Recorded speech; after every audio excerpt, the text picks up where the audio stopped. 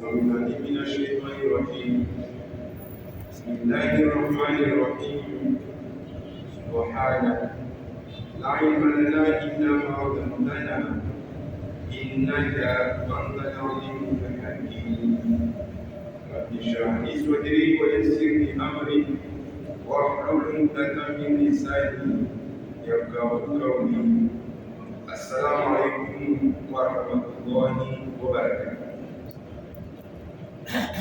Dans cette conférence, on voulait répondre à la question suivante. On dit que le Coran est la parole de Dieu. Et alors, si le Coran est la parole de Dieu et que l'islam est vraiment le mode de vie, alors pourquoi, pour quelle raison les gens prennent beaucoup de temps pour accepter l'islam? Si le Coran est la parole de Dieu et si l'islam est la vraie religion, alors pourquoi les gens mettent beaucoup de temps pour accepter l'islam, pour embrasser l'islam? En effet, ce n'est pas toujours facile de suivre le droit chemin, même quand on le sait, même quand on est convaincu par ça. Chaque personne a une vision différente. Par exemple, une personne qui ne suit pas l'islam, qui ne pourrait pas accepter l'islam, s'il devrait accepter l'islam, il va se dire, si j'accepte l'islam, alors je devrais arrêter de boire l'alcool. Et je ne peux pas sortir librement avec les filles. Donc, cela va lui empêcher d'accepter l'islam. Il peut penser que l'islam est bon. Il peut être convaincu. Mais son problème, il ne veut pas arrêter de boire de l'alcool, bien il ne veut pas arrêter de sortir avec les filles. Bien, il ne peut pas arrêter de manger du porc. Donc, il y a certaines barrières, certains obstacles qui l'empêchent d'accepter l'islam. Il y a des gens qui n'acceptent pas l'islam parce qu'ils ont honte de leurs amis qui vont peut-être se moquer d'eux. Pour les convertis, par exemple, si les parents ne sont pas musulmans, ils ont peur de leurs parents. Donc, ce sont des barrières, des obstacles. En revanche, si vous remontez ces obstacles, si vous êtes courageux, alors vous pouvez accepter l'islam, la vérité, vous pouvez l'accepter sans problème. Donc, vous devrez vous rendre compte que le message de l'islam est très clair, est très logique et il est pour notre intérêt. Pour lever maintenant ces obstacles, ces barrières, il faut être fort, il faut être courageux et se dire que je dois accepter l'islam et changer les mauvaises habitudes et peu importe ce que les gens vont dire. En effet, on peut très bien devenir musulman et garder ses anciens amis non musulmans ou de garder même les parents non musulmans, mais il faut savoir bien gérer la situation, les situations.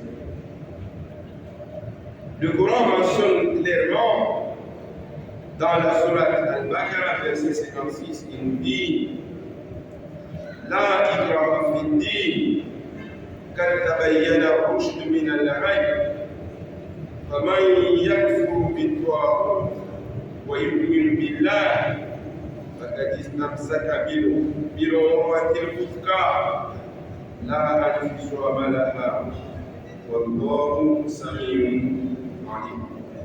Ce verset nous dit que nulle contrainte en religion, car le bon chemin s'est distingué de l'égarement.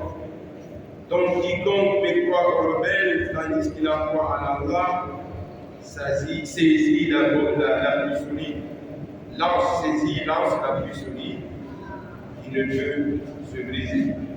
Et Allah est audient omniscient. Cela voudra dire que on ne peut pas obliger les gens à accepter la religion. Notre devoir est de présenter la vérité. Maintenant, si quelqu'un accepte l'islam ou pas, c'est sa décision, c'est son choix. Nous, notre mission, c'est de transmettre le message. Et si Dieu le Tout-Puissant l'avait voulu, tout le monde aurait accepté l'islam. Et ça, c'est très facile pour lui. Et cela d'ailleurs est mentionné dans la Sourate 10, Yunus, verset 99, Allah a dit وَلَوْ شَاءَ رَبُّكَ لَآمَنَّ مَنْ فِي الْأَرْضِ كُلُّهُمْ جَمِيعًا. Alors si Allah l'avait voulu, tous ceux qui sont sur la terre auraient cru. أَنْتَ تُكْرِهُ النَّاسَ حَتَّى يَكُونُوا مُؤْمِنِينَ. Et puis il s'adresse à son prophète, il lui dit, est-ce à toi de contraindre les gens à devenir croyants? Il est en train de dire à son prophète et à nous-mêmes que nous, on ne peut pas guider les gens. On ne peut pas guider les gens jusqu'à ce qu'ils deviennent musulmans. Même le prophète ne peut pas le faire. Nous, notre mission, c'est de dire les choses, de présenter les choses, de dire la vérité, et notre mission s'arrête là. Mais nous, on ne peut pas changer une personne à devenir musulman. Cela n'est pas de notre compétence. Ça, c'est de la compétence de Al-Wahhab. Al-Wahhab, c'est celui qui dit. Donc, mais si Allah avait guidé tout le monde, dans ce cas-là, il n'y aurait plus de test. Et pourtant, Allah a dit dans la Sourate 9, verset 2, il nous dit quoi? Alladhi khalaqa al-mawta wal-hayat liyabluwakum ayyukum ahsanu amala. Allah est celui qui a créé la mort. Ça dit la mort, c'est cette vie. Wal-hayat, et la vraie vie, c'est celle qui vient après la mort.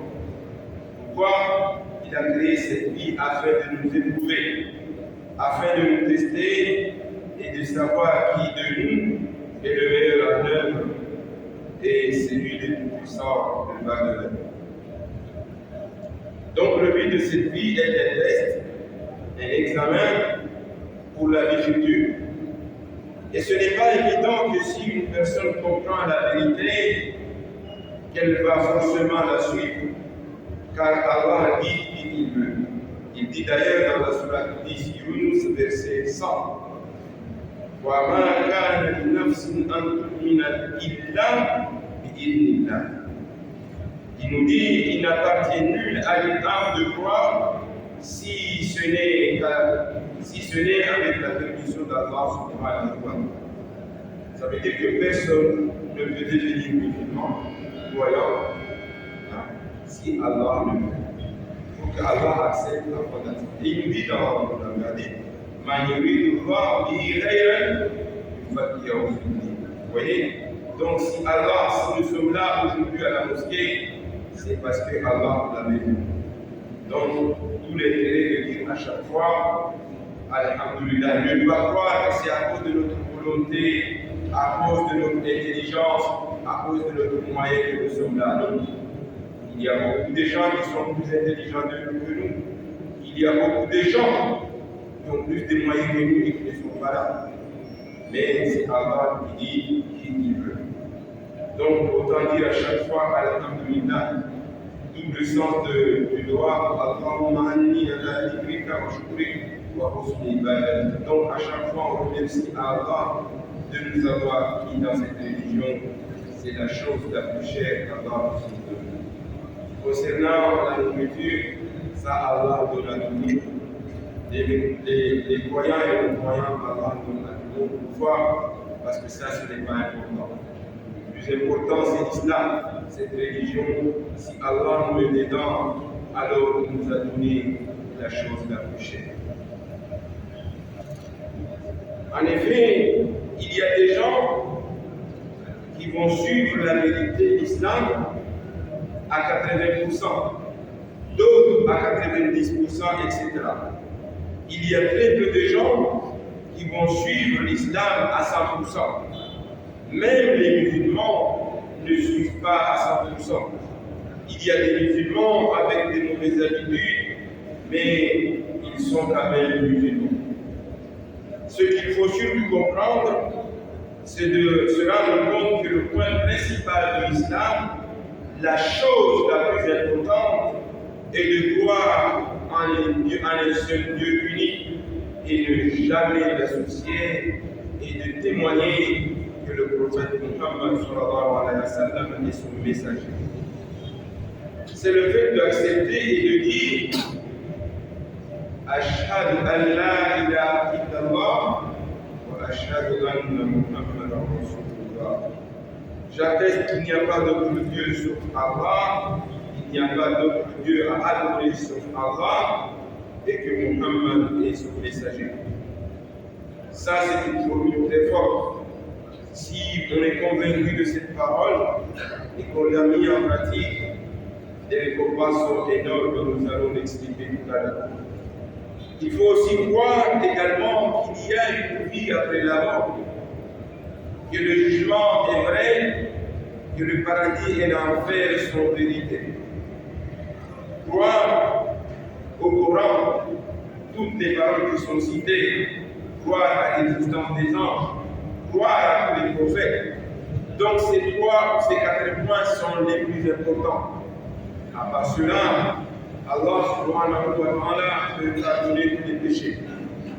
À ce propos, Allah le Tout-Puissant, le Majestueux, il nous dit dans le Coran, dans la sourate 49, Al-Hujurat, versets 15 à 16, il nous dit إنما المؤمنون الذين آمنوا بالله ورسوله.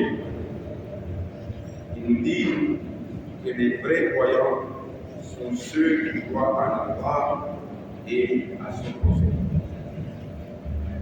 Et puis il dit قل أتعلمون الله بدينكم والله يعلم ما في السماوات وما في الأرض والله بكل شيء عليم.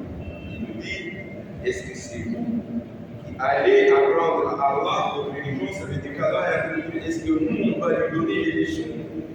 Parce qu'il y a des gens qui pensent qu'il y a des erreurs. Non, je ne devrais pas faire comme ça, mais je devrais faire comme ça. Et alors on pose la question, est-ce que c'est nous? Nous sommes le professeur d'Allah, ou bien c'est Allah qui est le professeur? Et là, la réponse que nous de suite, c'est Allah le professeur qui croit, parce que c'est lui qui a la connaissance de tout ce qu'il y a sur la terre et dans les cieux. Et là, je vais terminer avec ça. Il nous dit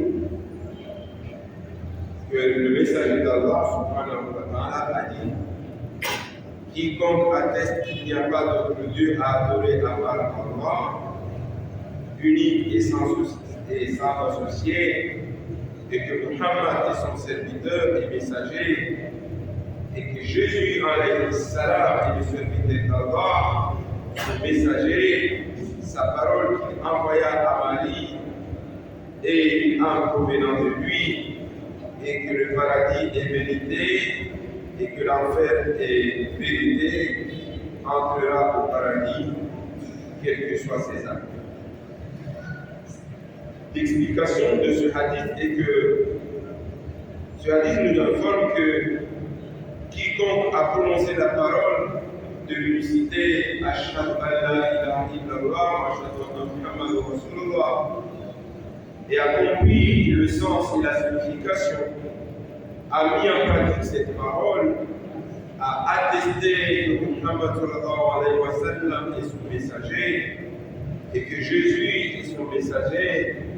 Il a été créé par la parole, soit kun fayakun, et il a été lié et il a été vu, et il fut enfanté par sa mère, Marie. Alors, quiconque a cru en pour cela. Et il a défendu et innocenté Marie de ce que ses ennemis parmi les Juifs lui ont attribué, ont cru à l'existence du paradis réservé aux croyants et à l'enfer, ils croient à l'enfer réservé aux mécréants, puis qu'il meurt dans cette croyance, dans ces situations-là, il entrera au paradis, quel que soit ses actes. Donc nous avons la formule, elle est très claire. Nous devons croire d'abord en Allah subhanahu wa ta'ala qui est le seul à adorer. On n'a pas le droit d'adorer une créature, quelle que soit la situation de cette créature. On n'a pas le droit d'adorer un être humain, même si c'est un prophète, même si c'est un ange, même si c'est un diable, même si c'est un sorcier, que cette créature dans les cieux, sur la terre ou dans la mer, nous n'avons pas le droit d'adorer aucune créature, qu'elle soit vivante ou qu'elle soit un objet. Ça, c'est la ligne rouge. Quelqu'un qui va adorer, une seule créature, mettrait en danger toutes ses actions, même s'il a fait de bonnes actions. Rappelez-vous, mes chers frères, le jour de Yom Kippur, il y a des gens qui ont fait de bonnes actions ici, mais qui n'ont pas cru en Allah subhanahu wa ta'ala. Est-ce que vous savez ce qui va leur arriver? Ces gens-là n'ont pas cru en Allah subhanahu wa ta'ala. Les anges ne vont pas être jugés. Les anges vont les prendre directement et les mettre en enfer sans jugement. Même s'ils ont fait de bonnes actions, même s'ils ont donné au pauvres, même s'ils ont fait des bonnes dévotions. Pourquoi? Parce que s'ils ont fait de bonnes actions, ils ont fait pour Allah, ils n'ont pas cru. C'est pour cela que le imam, quand il conseillait à son enfant, il a dit Ya bunay, la tushrika billah, inna shirka la dhulmun adhim. Il dit à son fils, oh mon fils, n'associe jamais à Allah à un autre, c'est-à-dire ne dis pas qu'Allah a un autre, a un ministre, Allah a un fils, Allah a une femme, ou Allah a un, comment dirais-je, à quelqu'un qui associe avec lui, qui est là, il donne un autre. Allah, il décide qu'il n'a pas d'associé. Donc faites attention à cette ligne rouge. Si on a réglé ce problème, la deuxième étape, c'est de croire à tous les prophètes, de croire que Muhammad est un prophète, de croire que Jésus n'est pas le fils de Dieu, ni Dieu, mais qu'il est un prophète, de croire que Ibrahim ou Adam et tous les autres sont des prophètes, ne sont pas des enfants de Dieu, que Onzaï n'est pas fils de Dieu, ni Dieu, mais il est un prophète, parce que les Juifs disent que Onzaï est fils de Dieu, à l'instar des chrétiens qui disent que Jésus est Dieu ou fils de Dieu. Il faut régler ce problème. Ensuite, de croire à tous les anges qui sont cités dans le Coran. De ne pas penser qu'un ange est autre chose qu'un ange. Non, un ange est un messager et il ne fait que ce qu'Allah lui a ordonné. Donc, un ange ne peut pas être Dieu. Et ne pas croire que Shaitan, on peut l'adorer, on peut adorer les diables. C'est strictement interdit d'adorer les Shaitans, les Shayatun. Strictement interdit d'adorer les morts, d'aller dans les cimetières ou d'aller adorer les diables.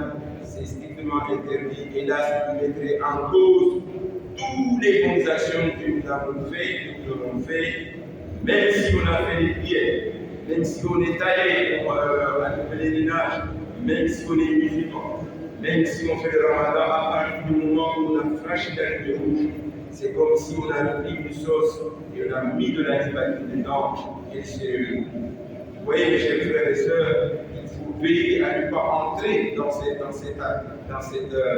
la ligne rouge.